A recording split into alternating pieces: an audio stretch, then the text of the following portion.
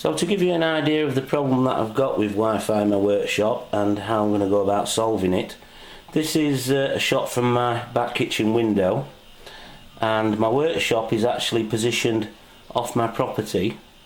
This is the shot of my yard, and my workshop there, you can see, is actually at the back of that. So any Wi-Fi signal has got to pass through my back garden wall and the brick wall of the workshop.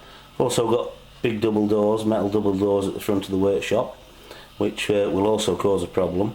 And my router is actually at the front of my house, and I can't physically move that because it's a cable modem and there's only the one access point to plug into at the front of my house. So what we're going to use for this application is a little TP Link travel router. Now it's a TL-WR702N router, and it is branded as a travel router, but basically they make really good repeaters, and they're small for the size, but yet they're quite powerful. I've used these before, and it comes with a mains adapter that connects over the micro USB, and it comes with an Ethernet cable so you can connect it to a laptop and configure it how you want it. But one thing you have to be careful of with buying these is there are a lot of Chinese ones out there. Now the Chinese ones are basically identical to the European ones, but they come with Chinese firmware on. So be really careful which ones you're going to buy. The Chinese ones tend to be a few pounds cheaper, and to my knowledge you can't flash them with European firmware, even though they basically look identical. So just be careful of that if you're going to buy one of these. So to set one of these up as a repeater, it's really quite simple. You just need to log on to the TP Link router and just click on Quick Setup, click Next, and then you've got some choices here what you want the actual router to do, and we want to use it as a repeater. Click on that and click Next, and then you're going to have to enter some information about your main router and your main network, such as the SSID. Now the MAC address you're going to need to enter, and you can either get that on the back of your main router, or you can log on to your main router and get it from there. It's going to want to know the password and what kind of security it uses, and then you just click Next when you've entered all that information, and it just automatically sets it up for you. It's really simple to do on one of these little TP Link routers. So if you want to double check that your repeater's working correctly, you can either go into your house where you would normally have a dead spot and see what kind of signal you get. You can download this free program, Insider. Just Google it and download it and install it, and it gives you a little graphical representation here, the wireless access points around you. And here you can see I've now got 2 access points, and this one here is my main router at the front of the house, and this blue one is the repeater. So it's taking that signal, which is quite weak here at the back of my house, and it just boosts it up and rebroadcasts it, so we've got a nice strong signal. So now that we've set up that repeater and it's on my kitchen window, we have managed to connect to my access point in my house, but it's still a very weak signal. Keeps alternating between 1 and 2 bars, and it's taking its time to connect. You can see here it really is a weak signal. If we take a look at my phone here, we still have no access points showing up whatsoever, because the Wi-Fi antenna in my phone is nowhere near as powerful as my laptop. My phone still won't connect, so we're still not solving the problem. So because this in router mode isn't quite powerful enough to penetrate my workshop, what we're going to do, I'm going to open it up and modify the internal antenna to give us a external antenna. Now when you open one of these up, the antenna that's in here is just a simple PCB antenna, and that's it there, that copper shape like that. So what we're going to do, we're going to disable this antenna, and we're actually going to solder on 2 antennas, one to pick up the transmission from the main router, and then another one, a directional antenna, to push it out to my workshop. So as far as antennas go, we've got a few choices we can go with for the directional antenna.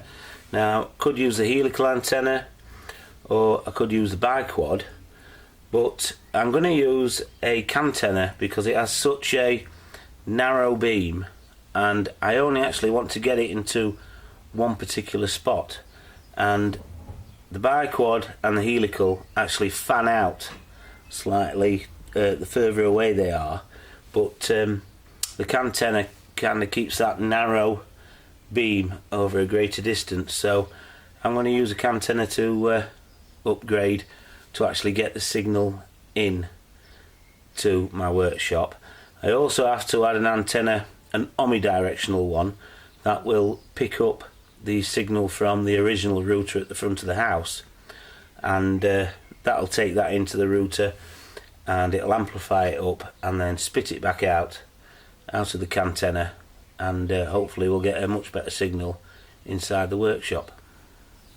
So if you pop the lid off the top of the router, it's just held in behind some clips here, the sides, and the actual circuit board is held down by these two pins here. So we can pop this out now, and there's our antenna. So what we're going to do, we're going to disable that and leave two very small pads here that we can attach our coaxial cable to.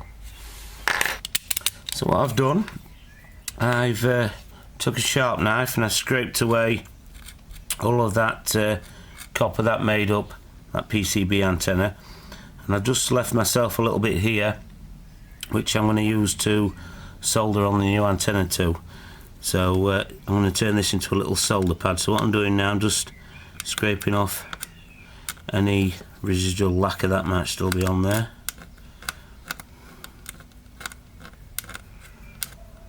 So it's nice and shiny,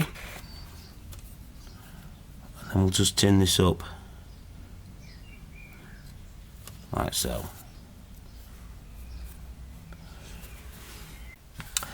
Now for the omnidirectional antenna, which is going to pick up the signal from the main router, I'm just going to use this little dipole antenna that I've took off a redundant router, and I've just scrapped the antenna off it. So what I'll do is I'll just cut back a little bit of that coaxial cable, and that'll be soldered straight to that PCB on that TP Link router, and we can also drill a hole in the side and we can use this as a mount to mount the antenna. If you haven't got one of these, then if you check out my video on building a Wi-Fi jammer, I actually showed you how to build a simple dipole antenna on there, so you can use one of those.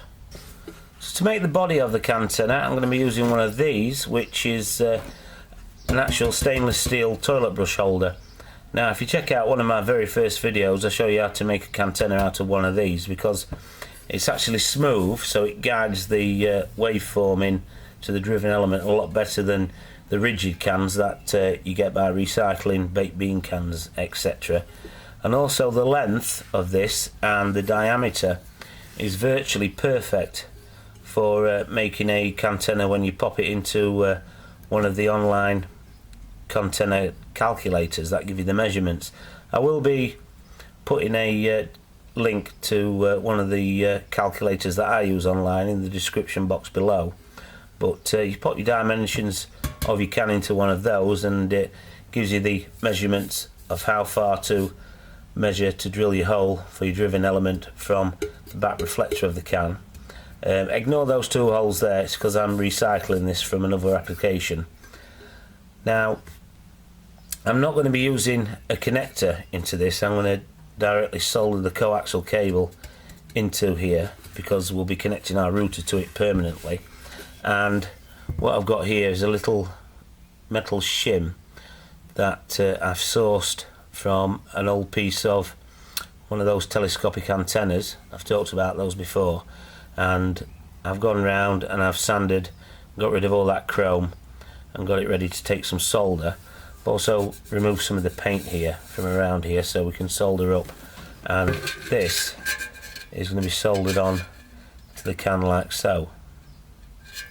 So we're going to be using LMR 195, and this metal shim is just the right diameter to go over the LMR cable, so we can strip back and we can use this as our ground plane, the outer, and then we can use that center core pop up to produce our driven element.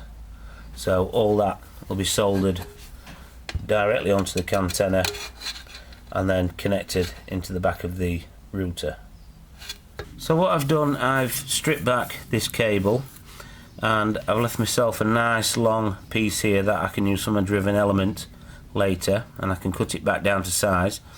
But I've taken away some of this outer copper because I don't need it all, and what I'm going to do, I'm going to slip my shim over the top like that there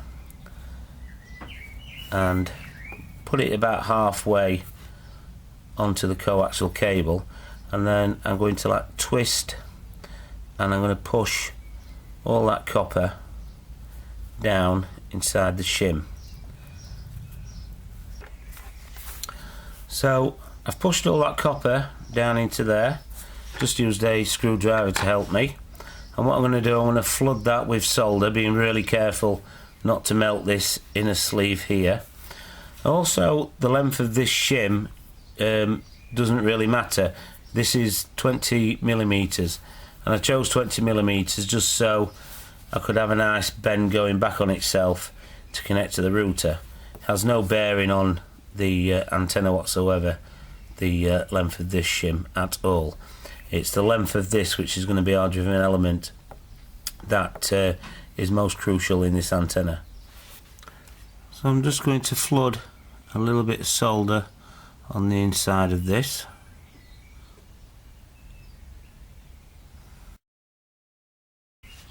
Letting it cool down in between so we don't melt that centre core. So using the online calculator and putting the dimensions of the can in, it tells us that our driven element wants to be 30.7mm in length, and that should give us a good reception straight down bang in the middle of the 2.4 GHz spectrum.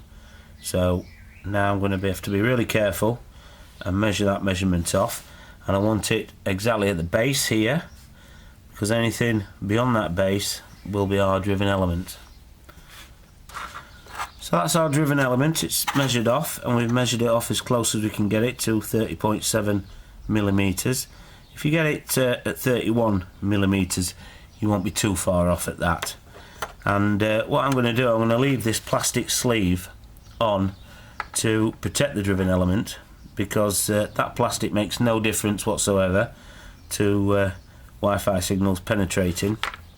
And normally if I'd use a connector to make this cantenna, I'd have used a piece of copper wire like this, quite rigid, and I would have coated that in some heat shrink anyway to protect it from tarnishing or dust or anything else. So leaving it like that, no problem whatsoever.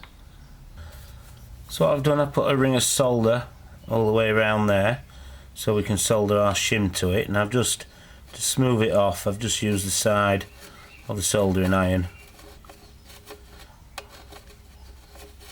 just to get a nice even coat all the way around there.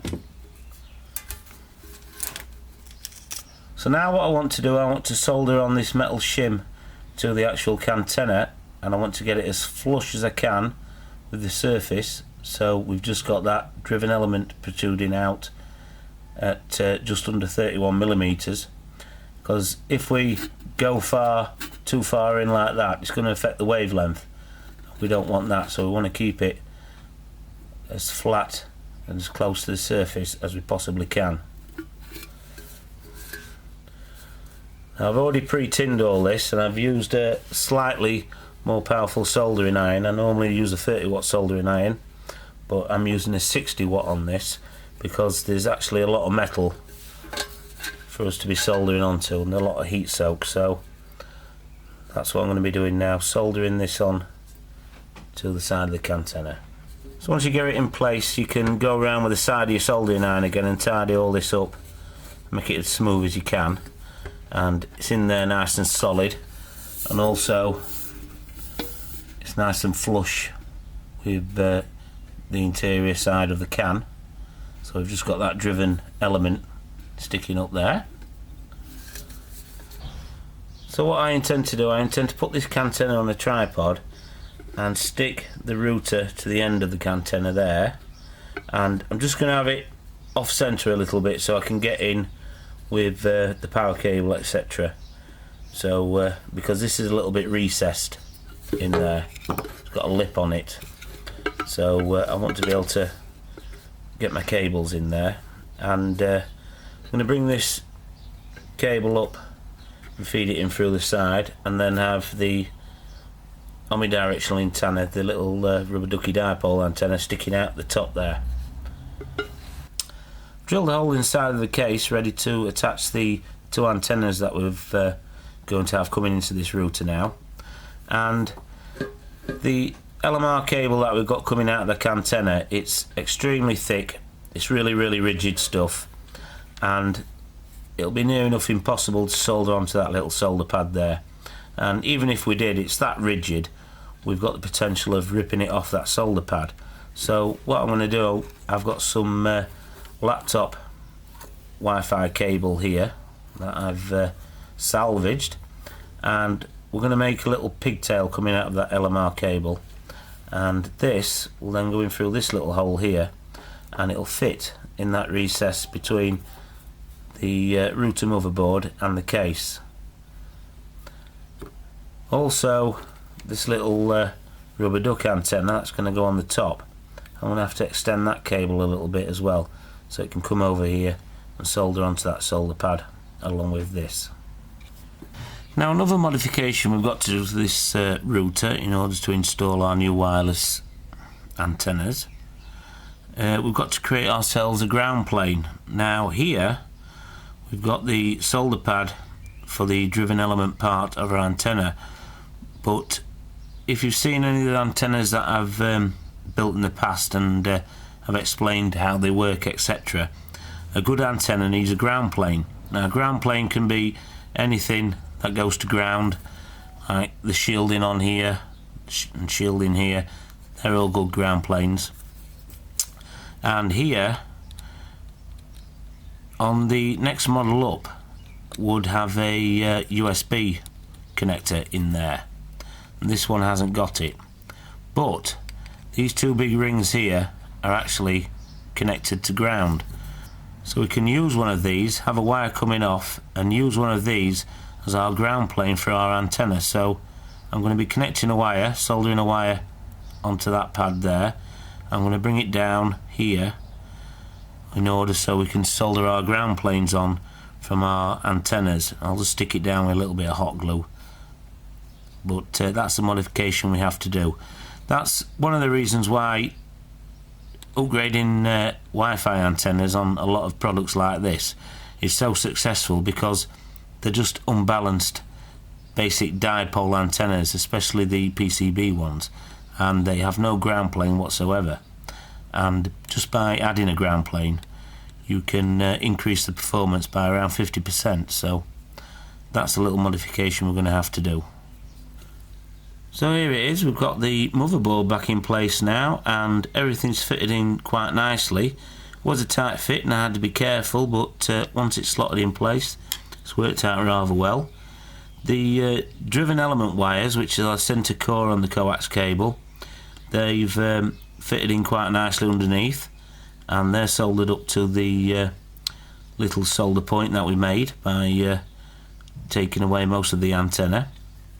The ground plane wire, I was originally going to put that underneath as well, but it's worked out better to come from the top. There's just a lot more space, and normally on something like this I would prefer to solder my ground plane to a piece of metal like this. What I would normally do is get a bit of abrasive cloth, bit of emery paper, just clean it up a little bit and put some solder on there and solder it up to something like that. But unfortunately it's too far away from this solder point over here, and there's not many other ground planes around this area here, just this one, which is a good ground plane. The way to find a ground plane is something like this, which is the shield around the Ethernet cable port, or shield around the micro USB there, they're always going to be ground. So you can test it by putting one of your probes onto a ground plane like this, and then just probing around with the other. So these two, like I said, they would be the ground planes for a USB port in the next model up. These are obviously your data and your power cables for your USB, and they are not ground planes because they're not buzzing at all. So this is a good ground plane. It's just I had to extend it with that wire, so it's a little bit more messy, but gets the job done. It's much better to have an antenna with a ground plane than one without, like the PCB antenna that was in this originally. It just performs a lot better. So what I'm going to do now, I'm going to put the lid on, I'm going to attach it to the cantenna, and we're going to sort out a tripod mount for the cantenna. So we've got the repeater on now, and we've got full internet access in the workshop with no wires, just using the internal Wi-Fi card on the laptop, and it fluctuates between full 5 bars and 4 bars, but it's an excellent signal. So we can now browse the internet in the workshop, and also my phone is now connected to the internet. It's got a nice strong signal, which the Wi-Fi antenna in this phone is about 2mm long, so that's not bad at all. So I thought we'd have a look at the signal strength using Vista Stumbler, because Vista Stumbler gives us this nice block graph representation of the signal. And what is really interesting is that little router, which is one of the reasons why I chose it. It gives us a nice consistent signal. There's no drop-offs here at all where it disconnects. It's a nice consistent signal all the way along here. I've been monitoring it for about 5 minutes now, so we're not going to have any problems in the future getting internet access in our workshop. It does seem to keep jumping from 60% up to 80%, but it's giving us a nice level here around the 60% mark. So a nice consistent signal. And to finish it off, I've just given it a coat of paint just to tidy it up, and I'm really impressed with how powerful it is. And like you saw in the video, I can even connect my phone to the Wi-Fi, so I can browse the internet on my phone. And it is surprising, if you hack on a powerful directional cantenna onto this little router, and also a much better performing omnidirectional dipole antenna, you can get some serious range out of this for well, I think about £30 I spent altogether. So if you like this video, then please give it a big thumbs up, and don't forget to subscribe to see more like this, and I'll catch you next time. Initiating shutdown sequence.